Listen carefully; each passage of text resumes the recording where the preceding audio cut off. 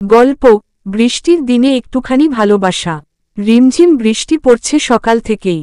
গ্রামের কাঁচা রাস্তাগুলো কাদায় একেবারে ভরে গেছে।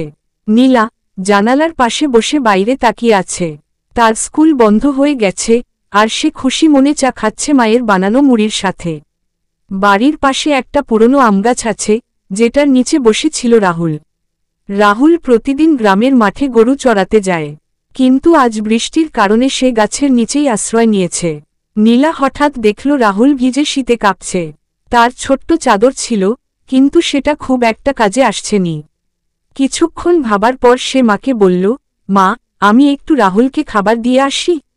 মা একটু অবাক হলেও অনুমতি দিল। নীলা একটি ছোট টিফিন বাক্সে গরম খিচুড়ি আর ডিম ভেজে নিয়ে ছুটে গেল রাহুলের দিকে। সে বলল, এই নাও, খেয়ে নাও, ঠান্ডা লেগে যাবে। রাহুল প্রথমে একটু লজ্জা পেল, তারপর হেসে বলল, তুই অনেক ভালো নীলা। বৃষ্টির ফোঁটা তখনও পড়ছিল, কিন্তু নীলার মনে হচ্ছিল, এই ভেজা দিনের মাঝেই যেন একটুখানি রোদ উঠেছে।